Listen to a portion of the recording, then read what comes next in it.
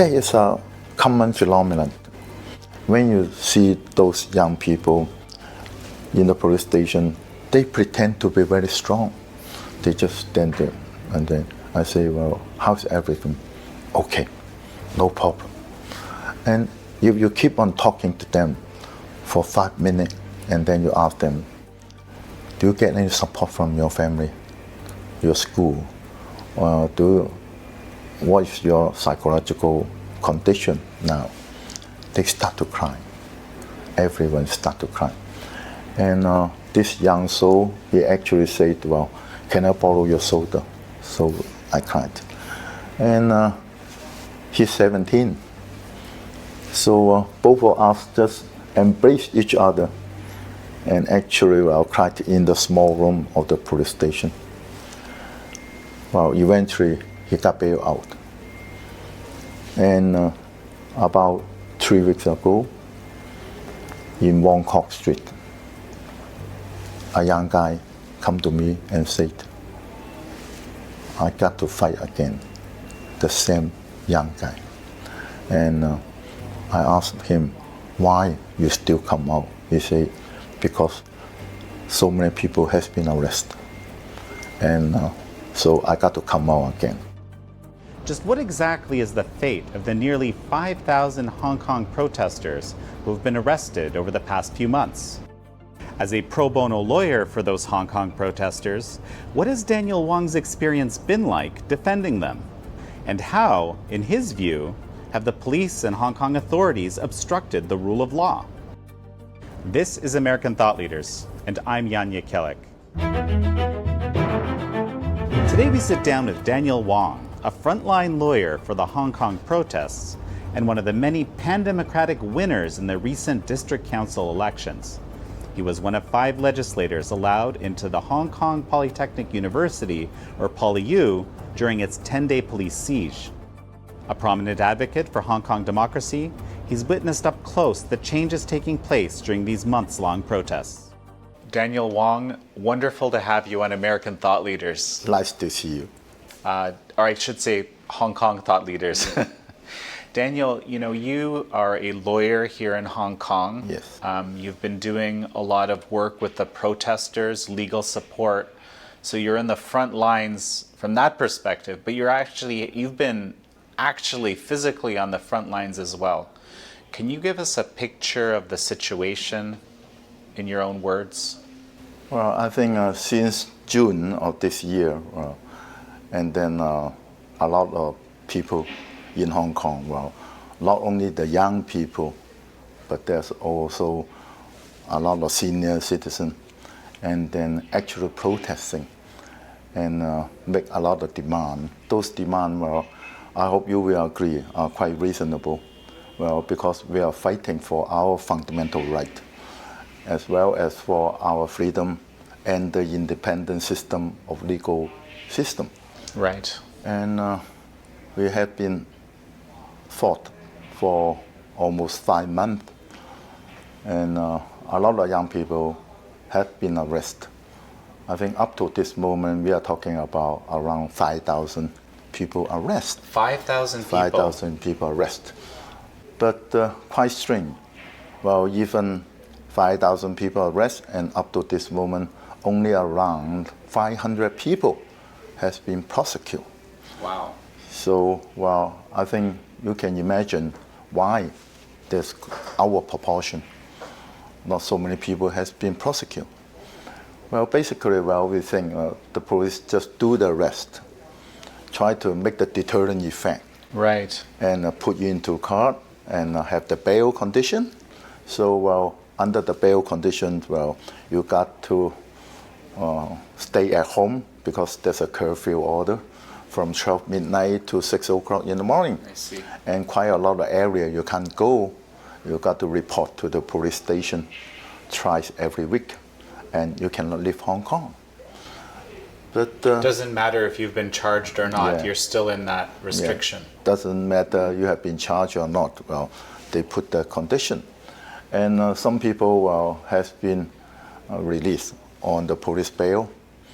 And the police will give you the bail, but well, you got to report to the police every month. So a lot of fighting, and under this kind of bail condition, they try to scare the people and not to go out again. I think, well, that is abuse of process because, well, if you arrest us, and then you should put the case in the court as soon as possible. Right. Well, why to prolong the agony? And then even the people has been charged and in the court. In the next appearing, and they cannot give any substantial evidence. They just ask the court to adjourn the case for a further period of another 3 months. Well, if you actually look at the charge sheet against those people, there's no allegation against each individual. The only allegation you see in the fact of the charge sheet is, okay, during such period in certain area, there's a riot. And then, well, they found you in that particular vicinity. So they arrest you. I think that's totally bizarre and also have no legal basis. But they're doing that. So how you out of these 5,000 people that have been arrested? Yes. What percentage would you say have any legitimate case that you're aware of? Yeah. No, not too many. Not too many. Not too many. They just arrest the people in the street, well, in the area, in subway station. They even go into the bus and then see the people if you're wearing black, and they will search you. According to our law, if you want to stop and search a person, you got to have the reasonable ground. Right. And to suspect, well, this particular person wearing black isn't enough. Wearing black, well, is a kind of freedom of expression. Right. Well, I want to sing the song in the street. Well, there's some kind of song, well, to glorify Hong Kong. Of course. Yes. And then if you sing the song, the police just come, say you are making a disturbance in the public, and they warn you and arrest you. But wearing black and singing song and yelling slogan, I think that's part of the freedom of expression and freedom of speech, which is the right given to us by the basic law, as well as, well, the international human right, the treaty, which has been implemented in Hong Kong by the basic law. But unfortunately, that's the reality. And if you want to ask me, well, what's the situation in Hong Kong? I think it's quite desperate and really disappointed. But we're still fighting. So, we had this really landmark election recently, and actually you were one of the people that was elected into district council. So for many people outside, they feel like this is some kind of victory, maybe some kind of change, but you're saying it's still desperate. Yeah, quite desperate. Tell me more about the implications of this election. Well, I'm under the impression that the people is not electing us. They are trying to say that they don't like the Hong Kong government. Well, this is a direct mandate to give us, to represent them, to stand up and fight against the Hong Kong government. I hope the message is quite clear. Well, look at the people. How many people vote for us? Close to 2 million Hong Kong people.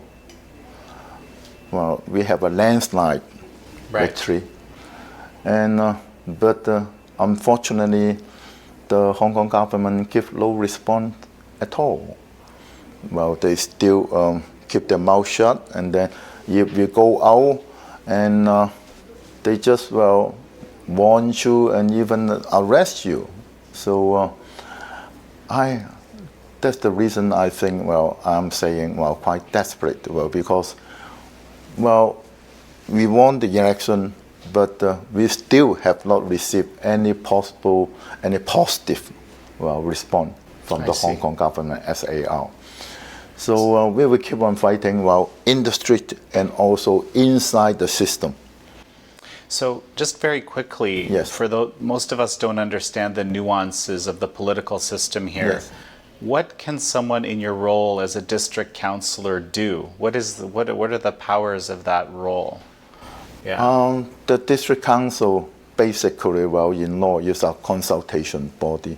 Well, we don't have the actual power to interfere the policy of the Hong Kong government, but we represent the people. I think, well, we are going to ask, well, the Hong Kong government, well, try to amend the law and give more substantial power to the elected district member, because, well, we do have the direct mandate and we are directly elected, well, by the Hong Kong people. Under the system in Hong Kong, they say you can elect the people in the LegCo. But yes. Even in LegCo, well, you can't do too much. Maybe you can veto their proposal, but they just wait for a while and then come back again. So that's LegCo is the Legislative Council, yeah, just so everyone, Legislative Council, for our viewers' purpose. And so the LegCo, and then you said that they can keep coming back with these proposals. Who are those people? They're also LegCo. The people in the LegCo are also elected by the Hong Kong people. Yes. But we have two sectors. Yes. Well, one are directly elected, and another is the functional constituency. Right. Well, they segregate the business people and our professional into different sectors and say this is the functional constituency. Right. Only quite a limit of the people can vote and pick the people which they wish to be elected. So they just if you win quite a few Democratic party win in the direct election, but you can face a lot of burden barricade from the functional constituency people, because the government and also Chinese authority are really in control of the voter in the functional constituency. I see. That's I just thought we would give that opportunity because you're in the middle of this right now. Let's go back to the legal, help for the protesters. How many? There's these 5,000 arrested. How many lawyers like you are helping for these people? I'm very happy to say it. Initially, not too many lawyers, but quite a few young lawyers join our team now. So I think we have around 300 voluntary lawyers are working from night to day and try to assist those arrested persons. And our slogan is everyone will receive the legal assistance and advice. But in reality, we face a lot of difficulty. Such as we received the message someone has been arrested. Even we had the name, and then suppose he was arrested in this particular area, and naturally you will go to the police station of this particular area. I see. But they are not there. They just ship the people out to the totally unrelated police station. So you got to look around and actually search all the police stations. If you approach one police station, you say that, I'm looking for my client. The name is pa, and then they say, he's not there. And then they would not point to you which direction you should go. So you just walk around and search for another police station. I think we have more than 50 police stations in Hong Kong. So you got to lock a door. So it's another barrier. Yes, another barrier. To move things and along. Delayed our legal visit. That is not legitimate because I think every arrested person have the right to see their lawyer as soon as possible. But they use all the tactics, try to discourage you, make you feel frustrated, and even finally you locate your client in a particular police station, and then they say that we don't have sufficient room for you, so you got to wait, and you keep on waiting for 2 or 3 hours. Actually, eventually, when you have the opportunity, you see your client, and then you find out there's quite a lot of room inside the police station are empty, are not occupied. I see. They never explain this kind of phenomenon. Understand. Wow. So, a lot of challenges being faced. But it's 300 volunteer lawyers. That's, again, a lot of support. I was at the rally last night for Thanksgiving. Again, remarkable how many people and the energy, a lot of hope in the air. Yes. Right? So that's the other side of this. Yes, I'm quite happy and encouraged. Because in this election, we actually see more than 70% of the registered voters in Hong Kong come out and vote. This is a historical record. It never happened in Hong Kong before. Right.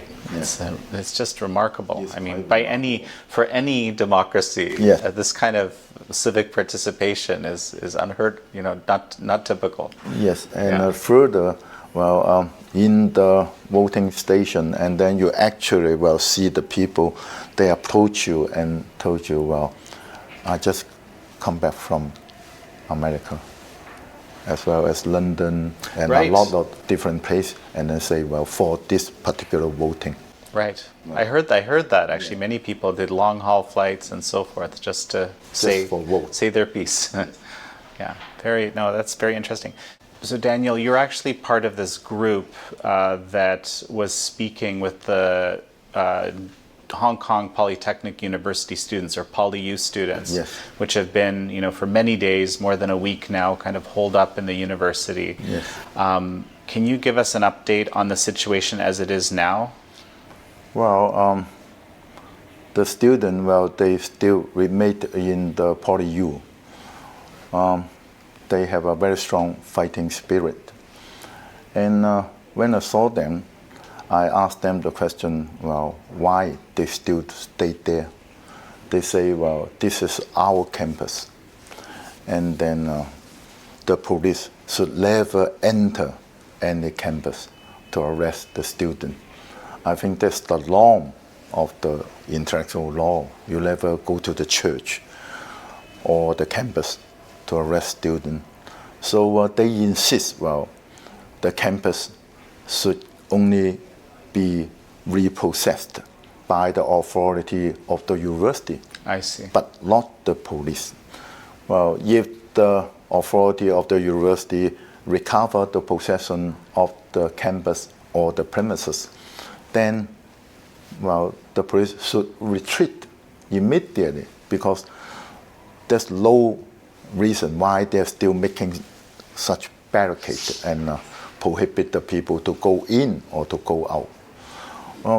I think, according to the law, the mere fact staying in the campus does not mean that you commit any offense. Right. Or there's any reasonable ground for the police, to arrest them. They have been inside the campus for more than 11 days.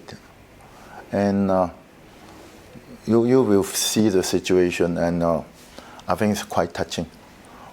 Every night, when you lift the food and also the drinks, on certain area, they will disappear in the morning. So the people just hiding and in some place, and then they just come out to get the food and the drink, and then they keep on hiding on that particular spot. But they have suffered a lot of psychological stress. Sure. And the people, I saw them, they also face the anxiety, and they can communicate, but they feel tired easily. After you talk to them for quite 1 hour or 1.5 hours, they feel absolutely tired. So they can still communicate, but does not mean that they are physically really fit. So I'm worrying, the people they still hiding there, may suffer some ultimate damage to their mind as well as to their physical condition. So it might be difficult for some people to understand. Why don't they just come out, right? What is it that they're fighting for here, exactly? Well, because, well, if they come out, the police say, I won't arrest you, but you got to show me your Hong Kong ID card. I see. And give me the particulars of yourself. And they also take the photo picture. So that implicate, well, the arrest. They go on the watch list or something watch like list, that. and then not only the watch list, that means, well, the police will arrest you later, at the later stage, not only on the watch list. We have the similar but small scale of revolution in 2016, 3 years ago. Right. Yes, we call it the fishbowl revolution. Okay. And the people actually was arrested in 2018, 2 years after the incident. That is what the police doing. They will search you and arrest you. And then they just kind of wait for some opportunity. Did they arrest them for the same thing that happened 2 years before? Yes. They arrested people in 2018 to arrest you for the incident that happened in 2016. They just wait in the right opportunity, well, and then they just come to your home and then arrest you and search you. So make the home search and arrest you. The whole team just come after 2 years. So we've been hearing a lot about the encroachment on rule of law. Yes. Right. Basically, this kind of, erosion of rule of law as the mainland, where that doesn't exist. Kind of influence is increasing. So, I mean, from what you're saying, it sounds like it doesn't look good for rule of law. Yes. We still try to maintain our independent system of the rule of law in Hong Kong. But you can see there are so many interference and so many implied indication given by the Chinese authority. The Chinese authority, even the government, even make the comment to the judgment given by our court and say it's not appropriate and the sentence too lenient. And that is direct interfering. Well, try to imagine the situation in Hong Kong. We are so close to China. And in theory, we are under the Chinese regime. So whatever they say, you got to listen. If you don't listen, they just interpret the basic law and give you the direction directly. That is the law in Hong Kong. Unfortunately, that's what written in our basic law. So according to basic law, the ultimate interpretation of the Constitution, that is the basic law in Hong Kong, is in the hand of the People's Congress of China. I see. So whatever they say, we got to respect. That is the system. So this is the reason, for example, when the top court struck down this mask law, right? So the People's Congress basically came out and said, well, I'm not sure about that. Yes. That's exactly what happened in Hong Kong. Our court ruled that the anti-mask law is not in balance, and then to give too many power to the Hong Kong government, so it's totally against the Constitution. And the People's Congress in China, they just come out to say, I'm not quite sure, because the interpretation of the basic law is in their hand. Right. That is the implication to the Hong Kong court. If you keep on saying that, maybe I just interpret the law, and then to say that there is no any contradiction, any conflict of the anti-mask law to the Constitution. Right. I was reading that you were actually denied entry into Macau recently. Yes. Why was that? It's totally out of my surprise.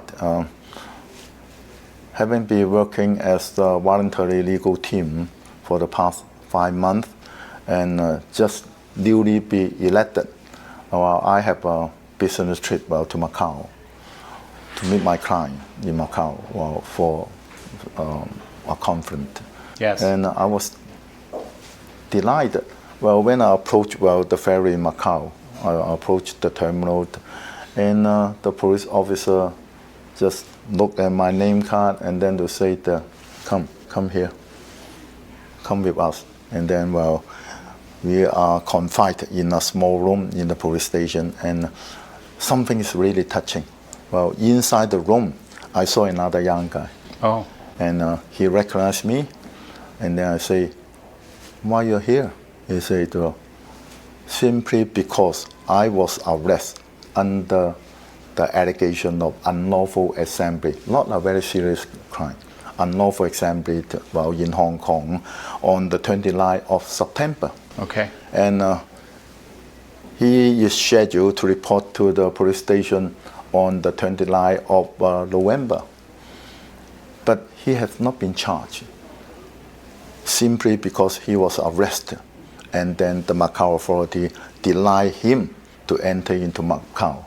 Okay. That is really, danger, because, that means, all the information in Hong Kong police, they just pass to China, as well as to pass to Macau. Try to imagine they arrest people randomly, without reasonable ground, and then they pass the information to all the relevant police department in Macau and China, and they got all the personal information. So and it's they basically just like a blacklist that's being created. Quite a large blacklist. And after that particular event, I have the opportunity to discuss with many people. They have been arrested, and they had been delighted to enter into Macau also. Fascinating. And I talked to Macau authority to say that, I never been arrested. I'm a lawyer. I'm doing my job to protect those people which they have the fundamental right to be protected under the legal system. And the reason I was arrested does not mean anything. That means simply mean that I was arrested by the Hong Kong people. So what is your allegation against me not to enter into Hong Kong?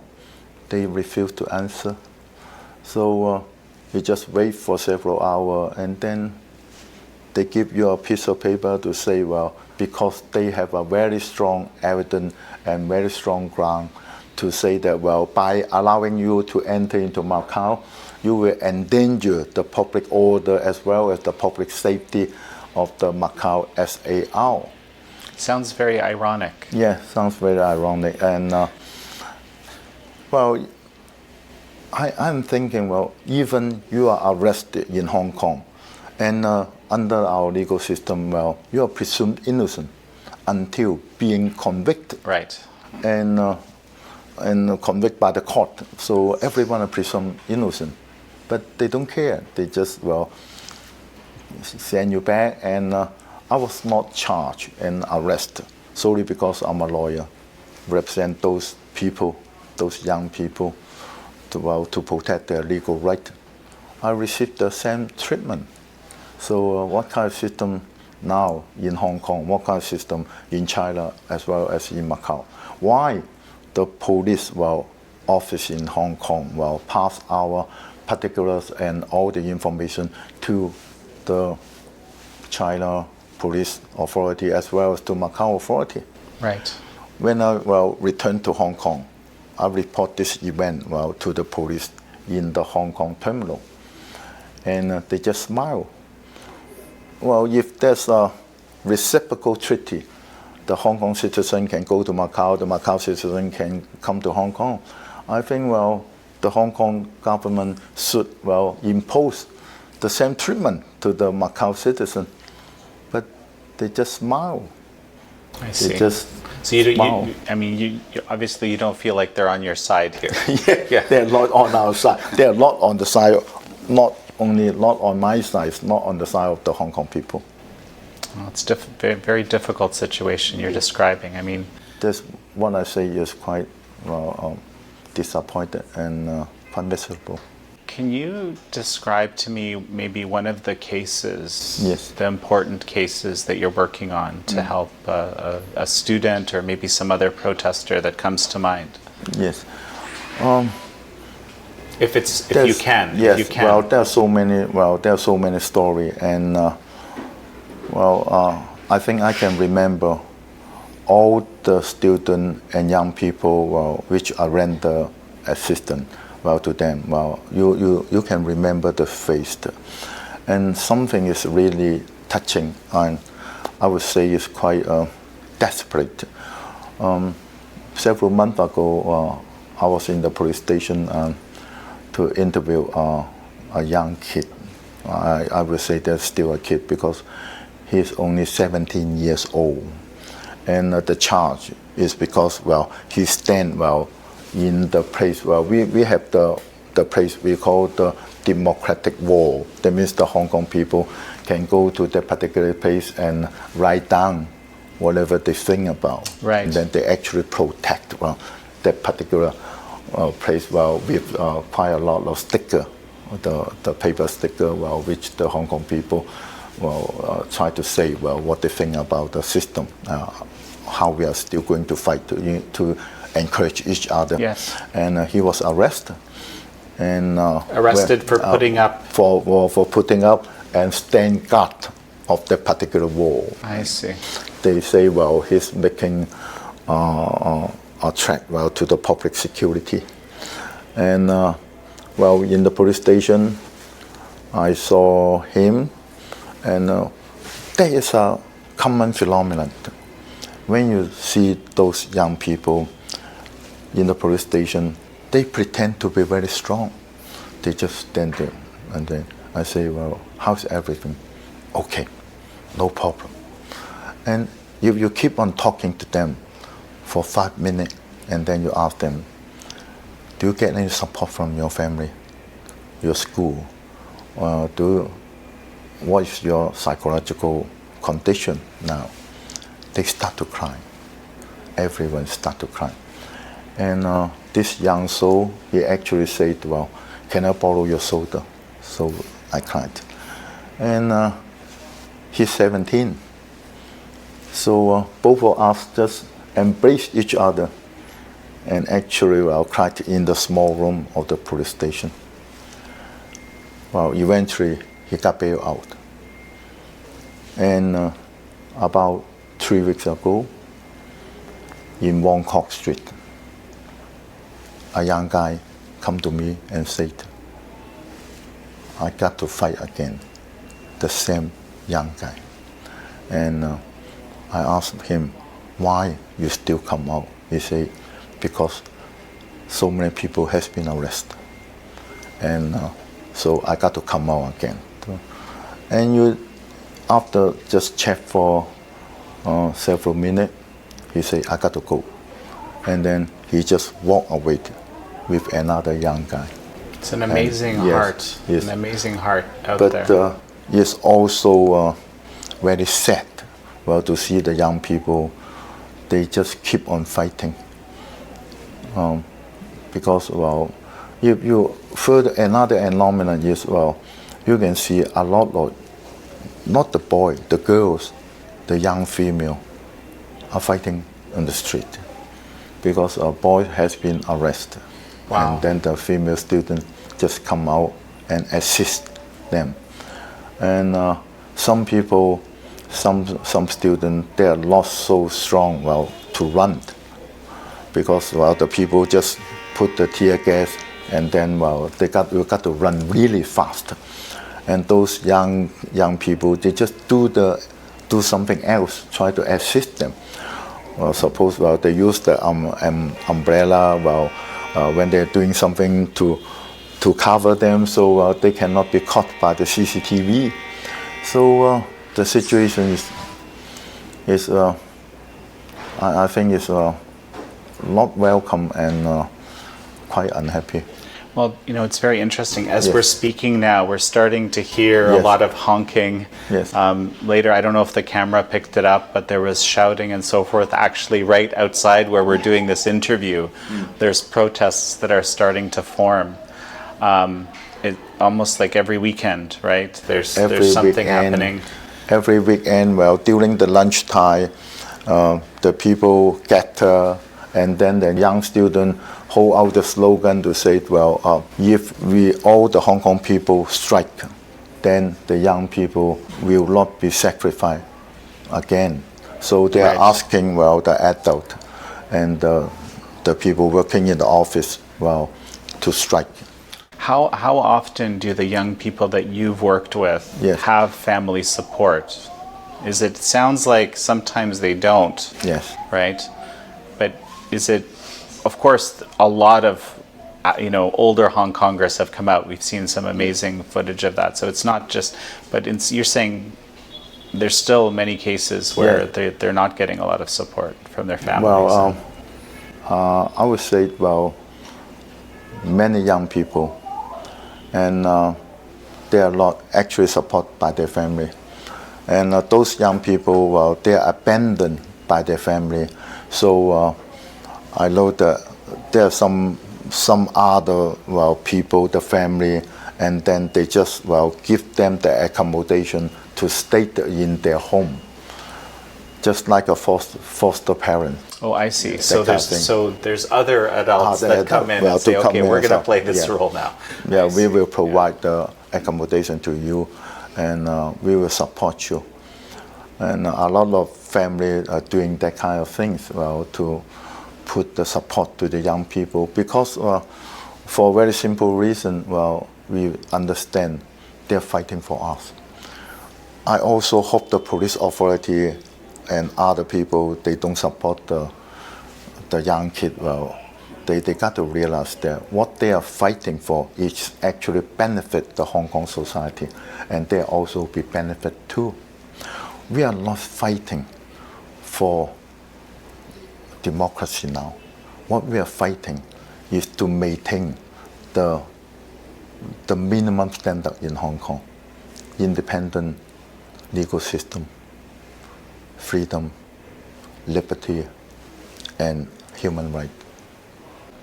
Daniel Wong, it's a very powerful place to finish up. Thank you so much for taking the time, and I know you're going to be out there with more students any moment. They're waiting downstairs. Yeah. And when I came here, I know the people, well, the students, well, gathering in downstairs, but I also see a lot of police officers already dressed up on the other side. They hand out the blue flag to say that if you're still staying there, we are going to arrest. And quite a few officers on the other end of the street. That's incredible. Daniel, I wish you the best of luck with your work and the best of success. Thank you. Well, wish the best luck to Hong Kong. Yes. And please, well, stay with Hong Kong, please. We will. And at the Epoch Times, we're going to be, reporting as long as it takes. So just report what's happening in Hong Kong to the whole world, and let them understand. Well, we need all the help and encouragement from the world. Oh, that's our promise to you. Thanks again, Daniel. Thank you.